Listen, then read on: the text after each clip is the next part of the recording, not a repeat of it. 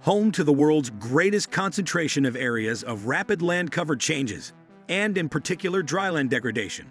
Asia is now impacted by changing climates, increasing aridification, rapid socioeconomic and political transition, and evolving land use practices that affect both the physical and human geography.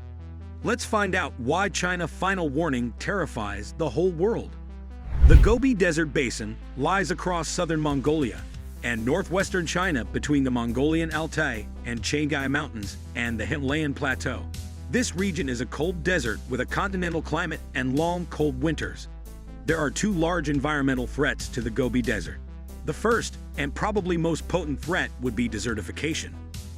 Desertification is a process that turns fertile land and soil into desert areas. It is caused by humans cutting down forests and plants or cutting up the prominent rock in the areas. For clear cutting, there is sometimes chemical added to the soil, but the chemicals can seep in and poison the rest of the soil, killing other plants and animals. Natural factors also contribute to desertification through drought and fire. To help prevent desertification, a group called Quan's Future Forest is creating the Great Green Wall in an effort to prevent the further spread of the desert. They have planted 4 million saplings and want to have planted 1 billion when the project ends. This is called afforestation and helps restore areas where the land has been degraded by farms or farm animals. The second threat is the potential mining of the desert. China and Mongolia are currently trying to get approval to mine the Gobi Desert for gold and copper. This would disrupt the natural ecosystem and harm the soil, plants, and animals. It would also displace the people who make the desert their home in order to set up machines and drill. The whole process of getting approval is being kept quiet and away from major media sources because of the fear of opposition and protests. In the Gobi Desert, the physical environment cannot be examined in isolation from herder action and impact. This is essential when considering how subtle fluctuations in natural conditions or human activity can impact livelihood and grassland productivity. The intertwined roles of man and nature have shaped the step. Failure to recognize this would render any conclusion incomplete. The two forces can be linked by a social ecological system, ACES, theory foundation that combines biophysical and social components that enable conceptual analysis addressing the vulnerability, adaptation, and resilience of systems.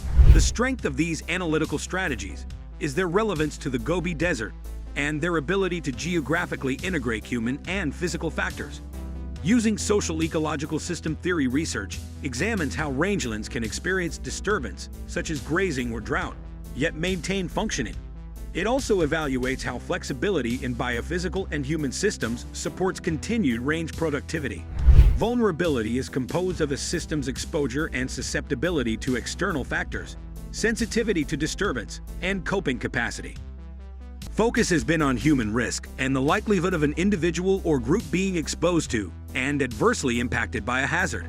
Vulnerability considers forces that have a limiting or detrimental effect on a system resulting from stresses or events beyond normal system variability that can originate internally or externally.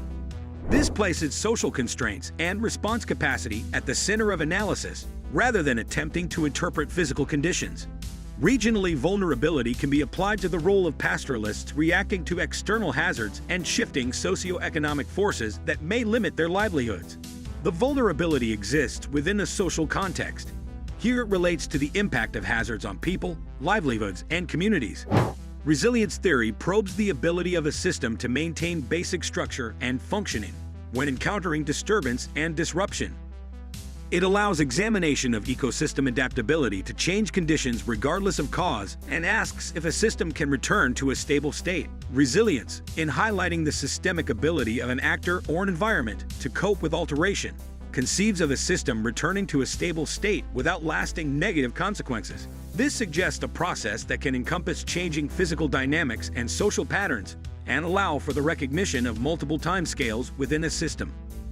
Rather than drawing definitive conclusions, the theory presents conditions and states at a point in time, acknowledging that circumstances, such as those in the Gobi, are evolving rather than fixed. The ability to encompass variability and volatility within a system is the inherent strength of resilience and makes it relevant to the region. Drought is the most common natural hazard with great potential spatial and temporal extent, as a slow-onset hazard drought can be difficult to identify. Initiation, length, severity, and termination are hard to measure.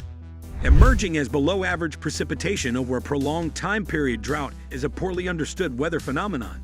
The potentially detrimental effects of precipitation deficiency can have negative environmental, economic, and social consequences when severe drought episodes occur, affecting livelihoods, communities, and water resources.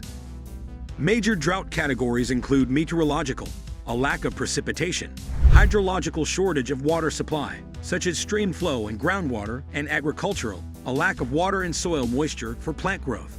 The consequences and extent of drought make identification important, yet measurement remains a geophysical challenge.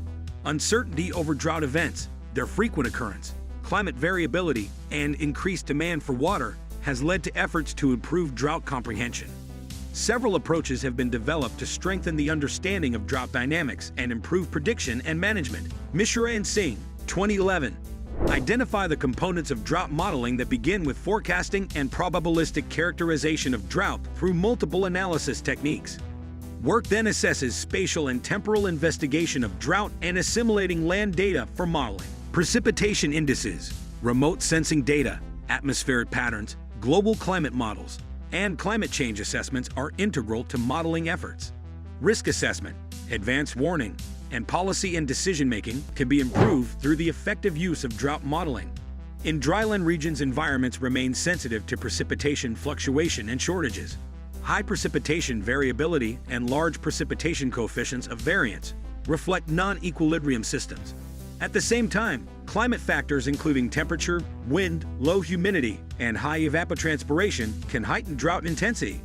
The research identified drought as a recurrent natural hazard in the Gobi region of Mongolia. The most salient factors are the variability of drought events over time, their site specificity, and duration. There are several implications for human populations: unpredictability in pasture resources for pastoral livelihoods, climate limitations on potential agricultural production in the steppe zone, the marginality of desert steppe areas experiencing drought, and the ongoing threat to livelihoods dependent on the natural environment for sustenance and survival. Additionally, the conventional understanding is that drought precedes or intensifies a dud. However, results found that duds were not preceded or concurrent with 12-month droughts, nor were years of extreme drought followed by identified dud conditions. Similarly, in South Gobi Province, 1987, 1994, 1997, 1999 to 2000, and 2000 to 2001 are also uncorrelated with drought. Rather than climatic or ecological variables, the strongest long-term correlation of drought is with pastoralist movements as populations adapt to drought stress through mobility. Drought frequency and intensity showed a moderate link with natural factors, but a limited influence on livestock numbers. This study suggests that drought and dud are decoupled in the southern Gobi. Thus, the prevailing concept needs more thorough examination, particularly when dud is defined by stock losses rather than meteorological data alone. Study findings question the oft-cited detrimental effect of drought, as they did not magnify nor indicate extreme winter conditions in the region. A drought is a commonplace event and only one of several environmental challenges affecting this arid region. Accurate knowledge of regional drought conditions is essential information for herder decision-making and livelihood well-being. In addition to documenting historical patterns, the SPI can serve as a predictive tool for both the immediate future, through identifying precipitation shortfalls at selected timescales and generating long-term drought probability perspectives. So that's it. Please like, share, and comment your thoughts below if you liked this video. Remember to subscribe to see our next video. Stay safe, and we will be back soon with another video.